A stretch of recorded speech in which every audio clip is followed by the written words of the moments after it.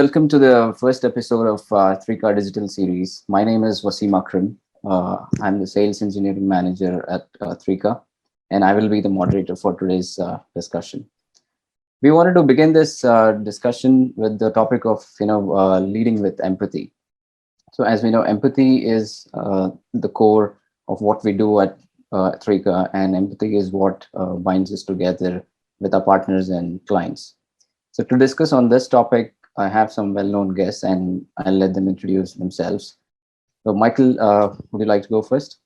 Yeah, my name is Michael Vincent. I am the owner of Rocky Mountain Oils. I started it a little over 17 years ago when I was in my early 20s, and I was first dating my wife. So it's kind of we both started the business together. It grew, and over the years, it's become a nice, small, medium-sized business. We usually have around 30 employees, give or take 3 full-time employees, or give or take 3, depending on the time in the season.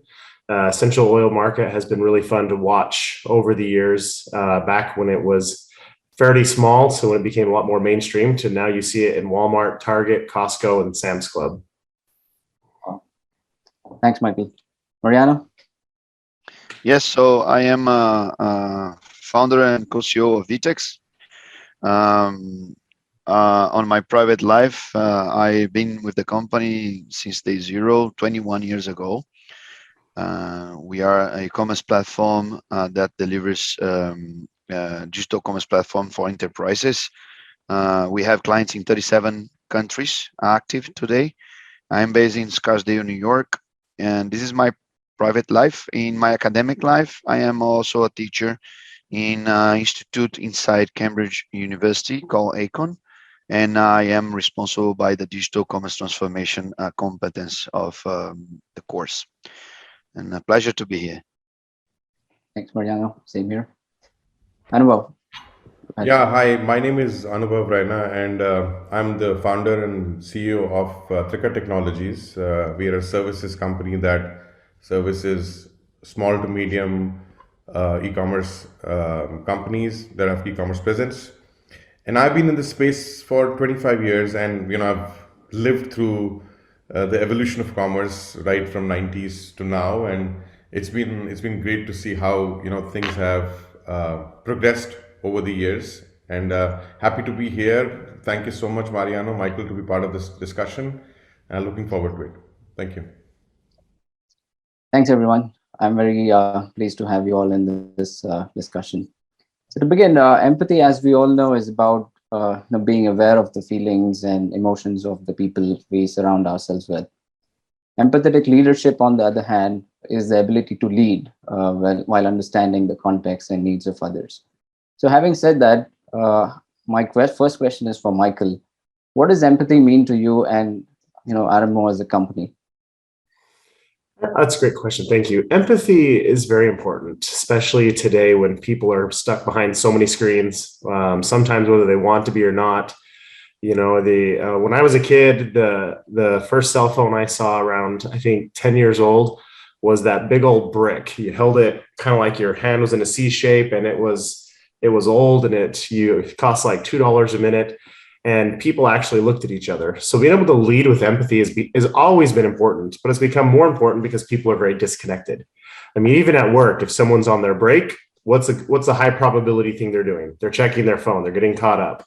So their head's down. They're looking down at their phone. They're interacting with the digital space. So being able to lead with empathy, like you were saying, having empathy, kind of trying to get into how someone else is feeling, what's going on in their life, and why is that important? Years ago, I remember the Covey's line where first seek to understand, then to be understood.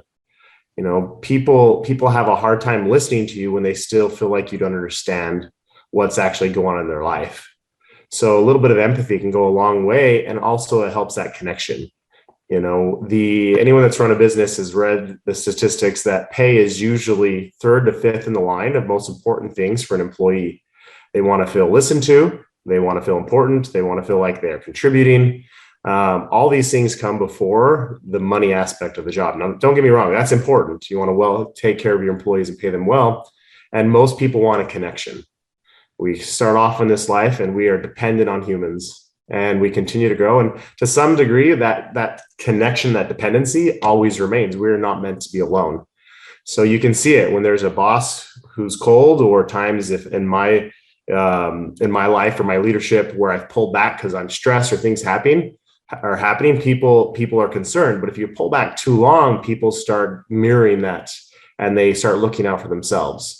I mean, humans are a beautiful, beautiful species. It doesn't take very much for humans to sacrifice for each other. And a little bit of empathy, I mean, it's said before, I remember going, a little bit of empathy goes such a long way. You show a little bit of love and a little bit of caring, and it can change people. They pay that forward. You treat someone extra nice even when they don't deserve it, or if someone's has a rough time and you go, hey, are you okay? Like, that's not normal. What's going on? And they really mean it. I don't know if you've ever been walking along and someone does the obligatory, hey, how you doing today? And you actually pause and you say something real. You don't have to unload on them. And you're like, well, how are you doing? And then they answer and you say, well, is that really how you're feeling? Or are you just saying that because that's what you think you're supposed to say? So a lot of times we're not used to slowing down and opening up. The empathy is such a powerful thing. I recently went to a conference where they taught this principle from Hawaii, where there was this doctor, and you guys can look this up later. It's called the Ho'opono. And it's this concept, this traditional concept where all of humanity is responsible for all of humanity. So like, even though we don't condone or we didn't do it, even if it's a bad action, no matter what it is, even heinous, we're all responsible for it. So this doctor, he was placed over this insane asylum that was just very violent. The orderlies and nurses would get attacked all the time.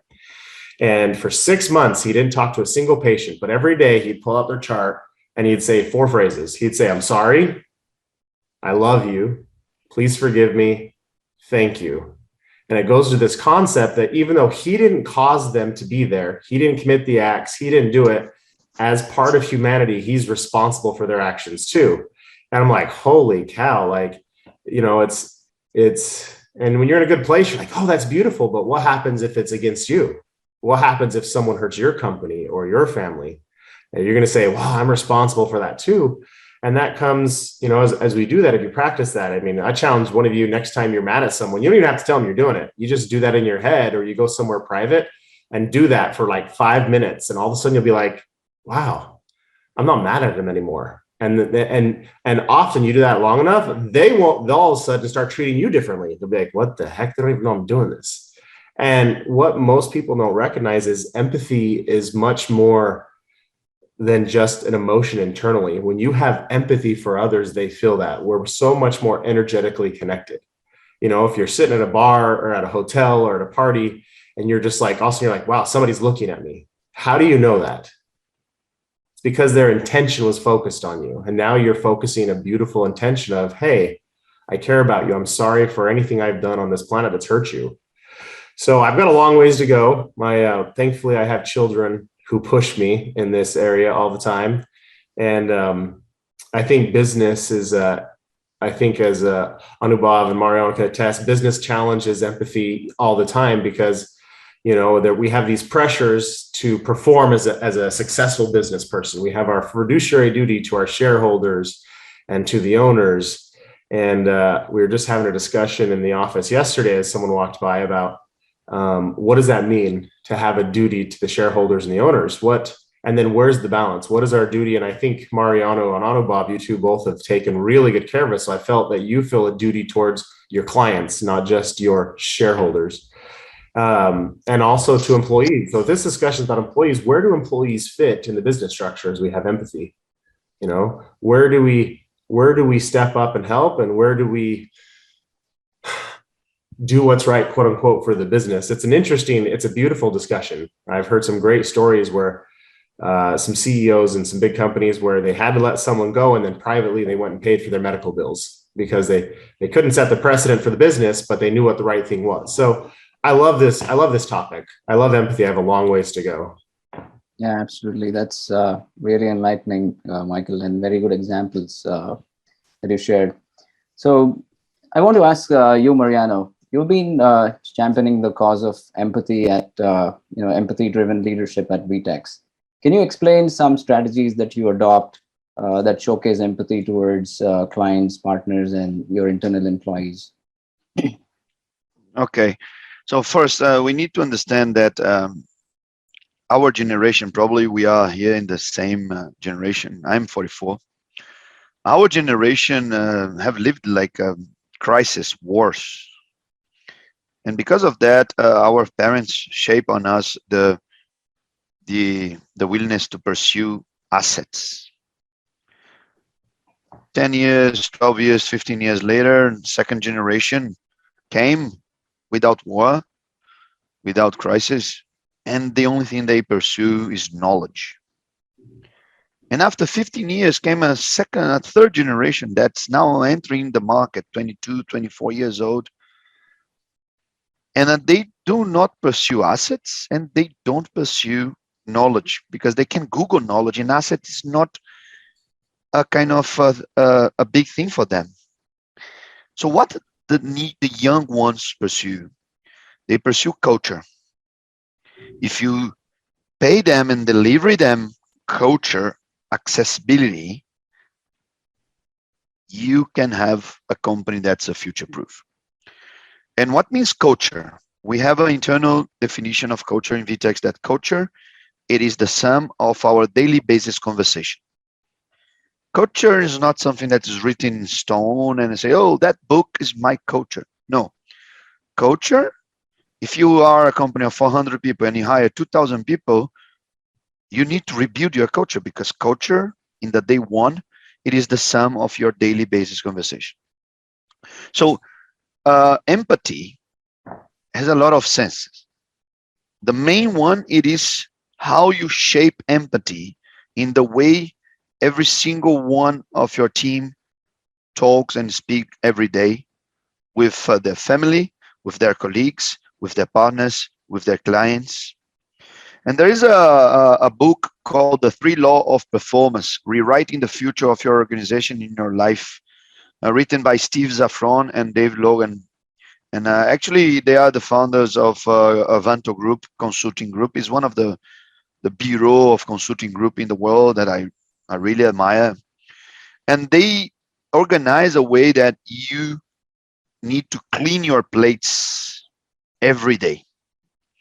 Because empathy, there is a lot of brackets that sometimes you listen for someone, but you listen what you wanted to listen, not what the other ones wants to express.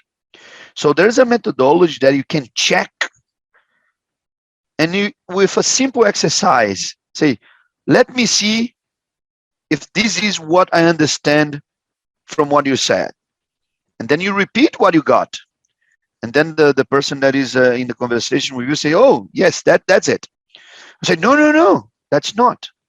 Because at the end of the day, a conversation, it is what the other one understand from you, not what you wanted to express. So in a low performance conversation, you will see like, I spoke to them.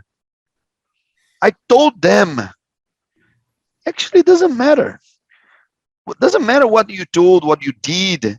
What matters is what the other part received from you and what they would take action based on what you transfer to them. And to do that in a really high performance, you need to clean the plates. You need to have a high level conversation and bringing the context to the right moment in every single conversation. For example, yesterday we have a conversation with Michael. Michael is formerly a client of VTEX. So yesterday we spoke, and I know that he speaks with my team like maybe twice a week. And yesterday I called him and said, Michael, imagine if you are CEO of VTEX. Tell me what you would do it.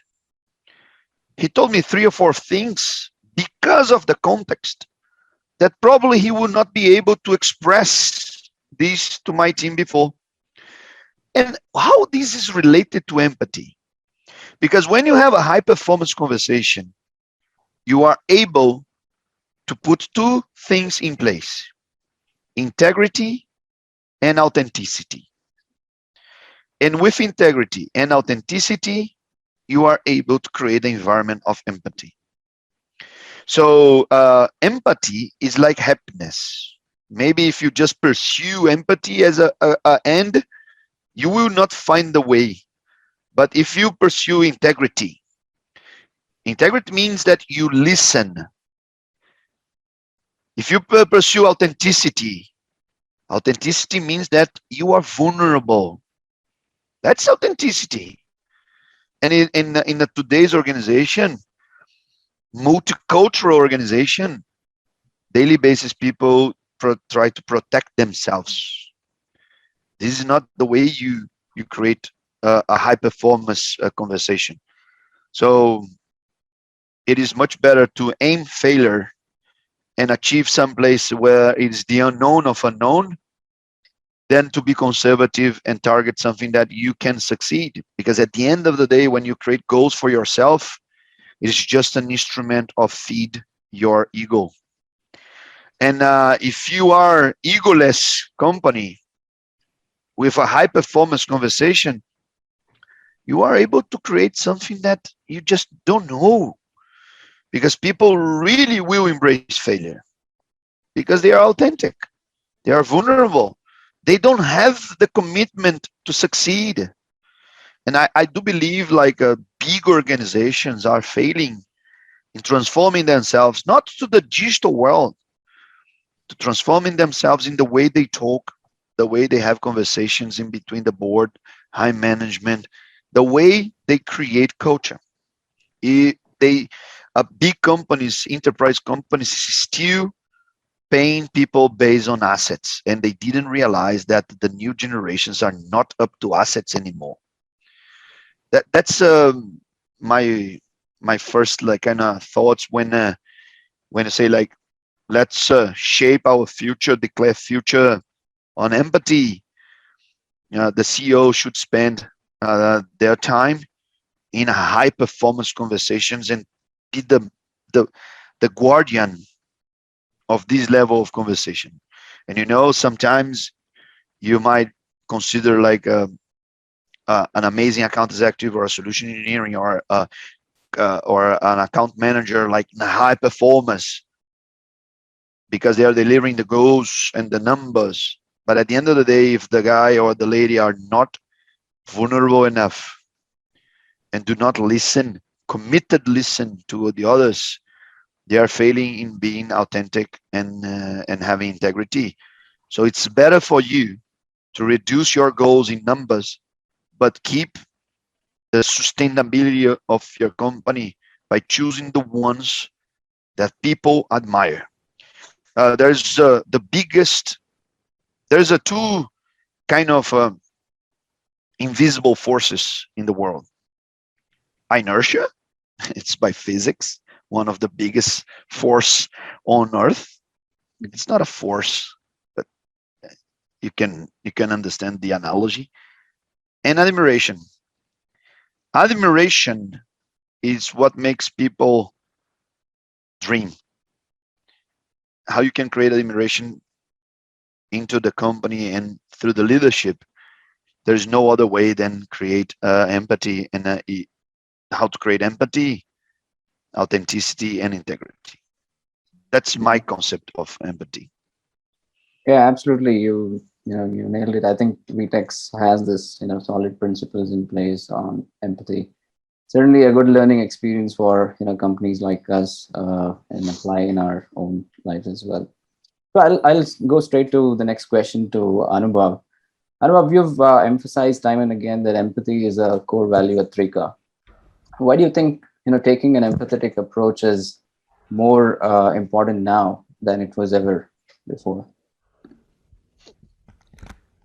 Yeah, thank you, Wasim, for that question. And I must say, I'm really touched to hear both Michael and Mariano. Beautiful words that you guys said. And before I address this specific question that Wasim asked, I want to also dwell a little bit upon what it means to us. Trika, we have a culture which is built on three core values: empathy, adaptability, and exceptionalism. But empathy is the foundation for all the other core values. I mean, it's the foundation for our culture too, and it's the most important core value. And so, what does it mean for us to be, for us at Trika to be empathetic? It means being self-aware. Mariano just talked about the fact that, are you really listening?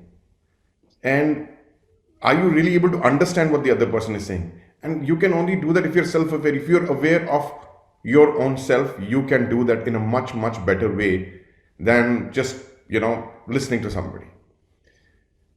The second part of it, which I think is very important to us, is the compassion and respect we have for the others. So, one, you are self-aware. Number two, you have all the compassion in the world towards the other person. Because as Mariano said, again, I'm going to take some of the things that he said. Vulnerability is such an important concept. I love that concept because we are all imperfect people. We will make mistakes. We will do things that may not be right in many occasions. But being able to accept that, being able to not hide behind that and not justify that, brings in that empathy in the forefront. I can be wrong too. I mean, Michael knows during our implementation for RMO, we've had ups and downs. There have been issues. Nothing goes perfectly. But being able to accept that, building that integrity and trust is what builds the empathy. I mean, right now I can pick up the phone and call Michael and Michael, hey, this is what we want to do, or this is what we don't want to do, and he will listen because we have created that relationship, that bond between us. And unless we have that empathy, we can never create that bond. So for us at Trika, we've making this as a core, the main core value for us. We've been able to create an inclusive environment. I think that's another term that I use quite often. And Michael talked about this, that we are all responsible. Even if one person does something wrong, we are all responsible for it. So there is something that connects all of us. There is something that joins all of us. And being able to touch that connection, empathy is such an important concept. Such an important concept.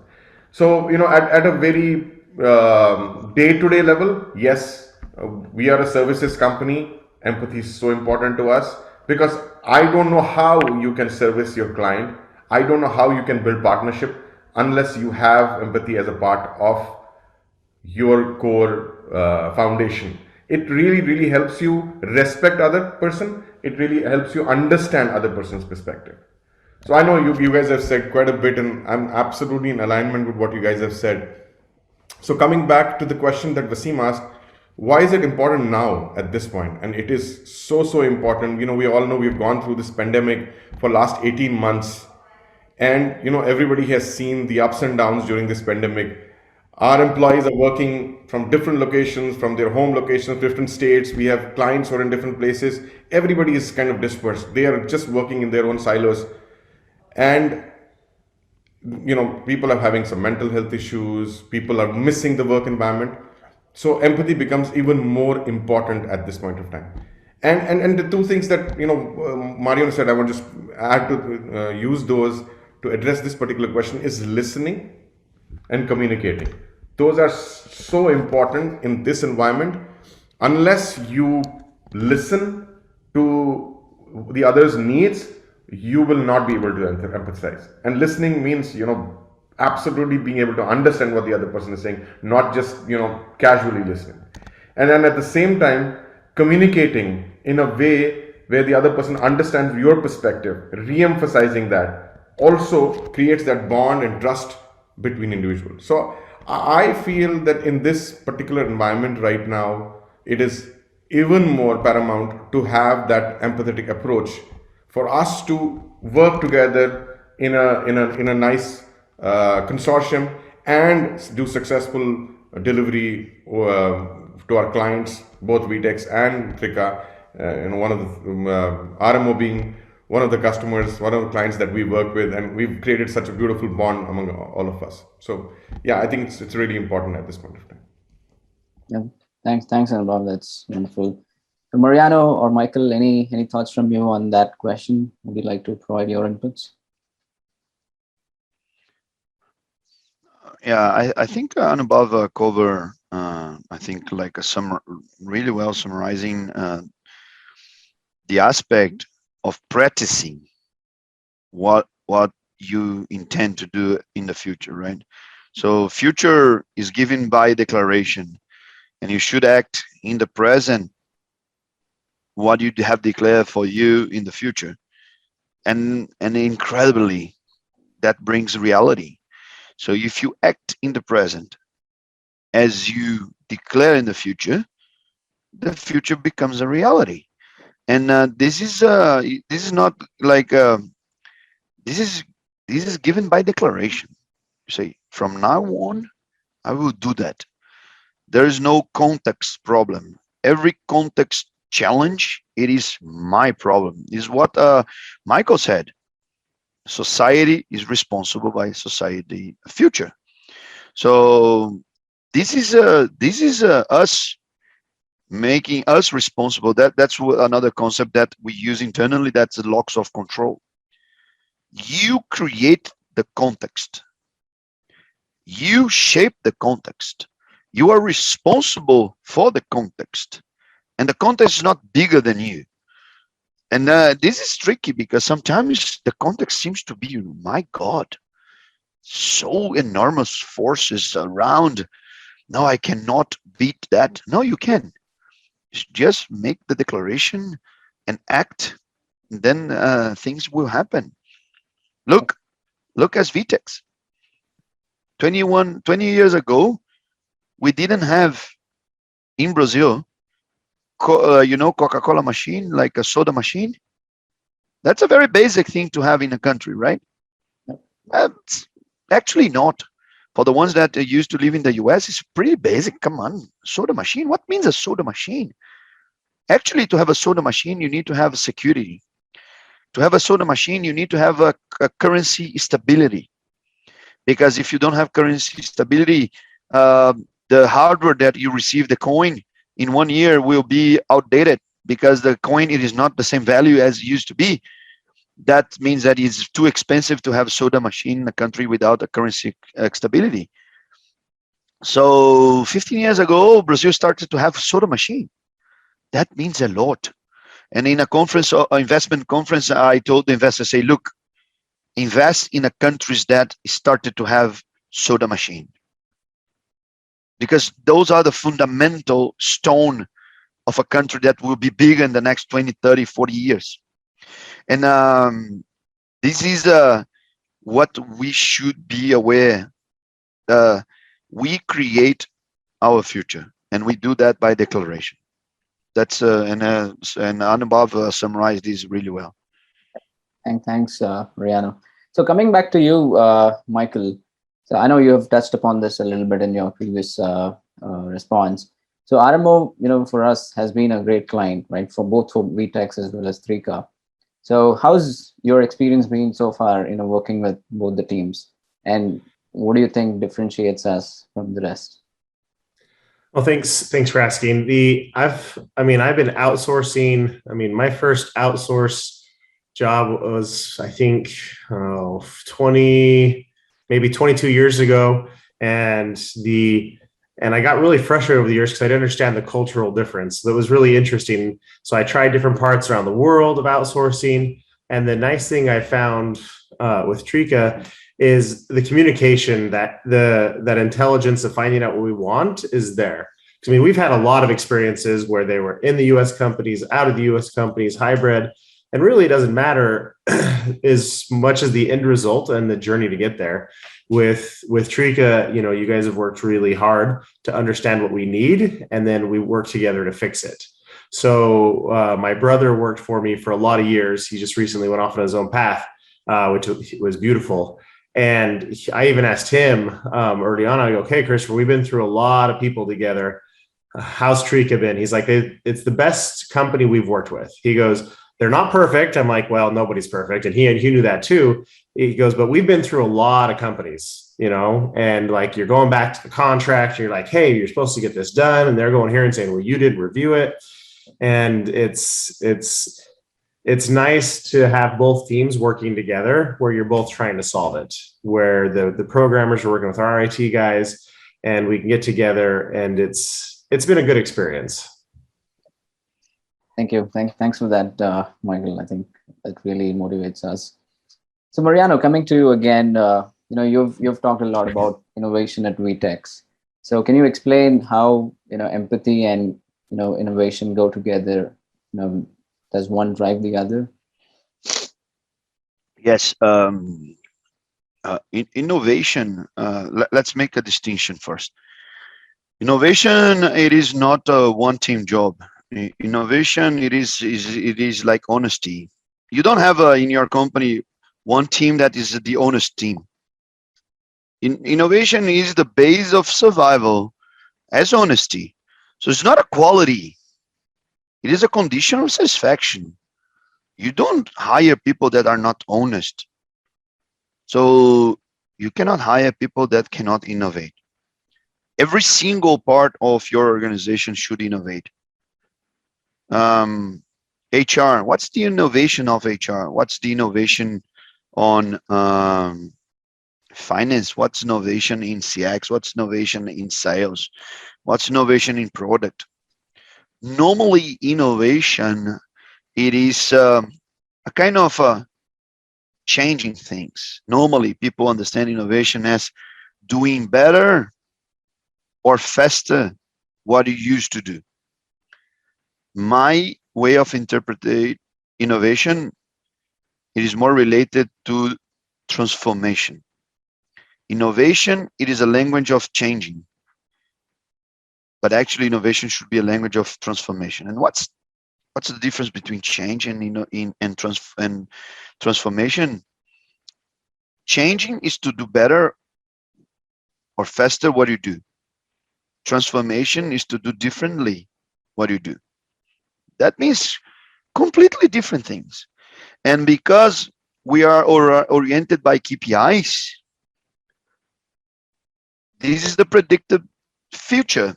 If you do a little bit best or better or faster, you reach your KPIs. So normally KPIs are the cancer of an innovative driven company. Once you establish the goal, you kill the creativity. And this is for the financial market of today. It's kind of how can you manage a company without goals? Try to go to Einstein and say, look, you have 1 year to write the relativity theory.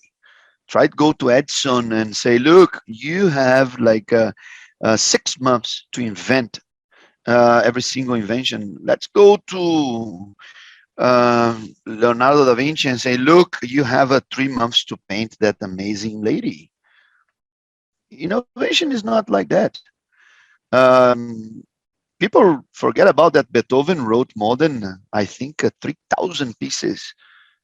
7 of them are really well known. So innovation is not made by KPIs. Innovation is everyone's job. Innovation, it is not a quality, it is a condition of satisfaction. And if you don't have empathy, and if you don't have the ability to aim the failure, you will not innovate at all. You just do better or faster what you have been doing. And a lot of companies today call that innovation. And some of them even have like a very weird approach. We have our chief innovation officer.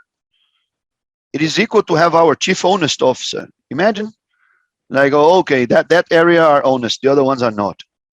Come on, this is not like you are third party in your condition of satisfaction, your condition of existence. So that's the way we approach this in VTEX. One of the, I can give you an example, clearly a tangible example. We have a program called Tetrix. That's the biggest university challenge in the world. 150,000 students from all over the world joins and participate in the VTEX Tetrix challenge. How did it start? 4 years ago, an intern of VTEX, came to me, and he was leaving VTEX. And I said, no, because what I want to do, it is this university challenge, because we need to, the people inside the universities has more intellectual capability than the university it is capable of using it. So how we can use this OSHO's capability of the young ones? We need to do something. And I say, fully agree. And say, what do you want to do? And say, I want to do a challenge. And bringing them to know the digital career, because today consulting and banking is still the big thing, but consulting and banking is gone. So how to bring hundreds of thousands of students to embrace the digital journey? And he was a very crazy guy, Fabiano. And kudos for him. He came to me and said, I want to do that. But first, I want to know what's the budget I have. And I told Fabiano, innovation is not made by budget. Do your budget. You propose me what you're going to do. Not I'm going to kill your idea since the day I give you a budget. And he came to me and say, but everything starts with a budget. I say, no, you're wrong. Everything starts with execution. It's the budgeting karma. It's the opposite way. You execute, then you prove, then you scale, then you think about budget. And he did. He did a challenge for 5,000 people, pop-ups 25,000 people. The next year, we did for 25,000 people and pop-ups 75,000 people. Last year, we did for 75,000 people and pop-ups 150,000 people. Finalists from Ghana, finalists from India, finalists from countries that we never think before. That is innovation. It is the ability. And if he wrote a plan or any slide to prove the thesis, to come to a committee to approve the budget, that project will never came to be a reality. So innovation, it is not the ability to take risk. Ability to take risks is how you change things. Innovation is the ability to aim failure. By aiming the failure, you get rid of ego because you already failed. Okay, so now whatever comes as outcome is going to be a nice thing. So that's innovation for me, and that's how I shape VTEX, and that's how I try to bring all my clients and partners to think about innovation. Yeah, absolutely. Yeah, that's very well said. Really appreciate that. Yeah, I think I've come to the end of my question. So there is one last question that I want to ask all of you. You can go one by one, starting with Anubhav. So if leaders could do one thing, Anubhav, to create a more empathetic corporate culture, what do you think that would be? Yeah, I mean that's that's a great question. And before I answer that, I just want to add to what Mariano said, that it's not that you don't go after, as he said, you don't go after a goal. You just create the environment where you can innovate. And once you create the environment, the right environment, the innovation will happen. So, I mean, beautifully said. Thank you. So, coming back to your question, Wasim, I think for me, the most important thing uh, is paying attention. I feel paying attention is very, very core to building an empathetic corporate culture. And when I say paying attention, when you pay attention to somebody, you show empathy, right? You may not be able to solve the problem all the time. You know, sometimes it's something that may not be solved, but you're at least showing the willingness to solve a problem by paying attention. And the right intent has to be there, and that can only come by paying attention. So I think that is one quality I think everybody within the company should have. That quality should be instilled throughout the company, but it has to come from the top. If I pay attention to the needs of my employees, if I pay attention to the needs of my clients, I will understand what they want and I will do accordingly. I will do the right thing to be able to solve the problem. And if I do that right, it will automatically percolate down, and every employee will learn from that and pay attention. I think for me, paying attention is the most important aspect of being able to serve my clients and being able to understand what my employees want. Thanks, Anubhav. Michael, any final thoughts from you on this question? Or mute, I guess. Let me unmute myself. As I was listening to Mariano and Anubhav, it made me think that it tied in really well how innovation really does come from true empathy, because some of the best businesses in the world have come because some employee or some business owner or some consumer saw a pain point. They saw a problem and they wanted to solve it. So how does innovation happen? It usually is someone recognizes this isn't right, or this isn't what everyone wants. Well, how do they know what everyone wants? They're paying attention. And then a lot of times it's a very simple solution. They go and they find it and they make it simple. They figure out, what do people need? What do people want? Whether it's a basic need or it's a luxury, usually they're filling someone's need, and it's because they recognize that they needed it, which takes spotting those pain points, having empathy for others. So it's really fun just to listen to all this as you guys go back and forth. And I'm like, yeah, some of my best ideas came when I was doing customer service early on. It's like when you're listening to the customers and you just inherently start going, well, this is what they're saying, this is what they're not saying. And then you start solving it, and then people keep coming. People want their needs met. And if you have empathy and then can display it in a way that meet their needs, they really don't want to go anywhere else. Sure, that's great. Michael, Mariano, any final thoughts from you? I think was a wonderful and inspirational conversation. I would like to have the link of the recorded session so I can send to my team. And thank you very much, Anubhav, to bring these together. And this is such a high important theme that we don't see these in the table of big organizations. And I would love of all the CEOs and CIOs and C-level of all my clients all over the world could understand what we are talking here. And we should spread the news. We should be the messenger. Yeah, absolutely, Mariano. We'll do that.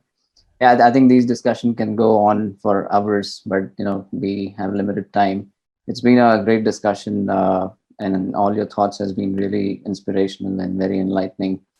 I hope we take all these thoughts and put into practice into our day-to-day lives and our companies as well.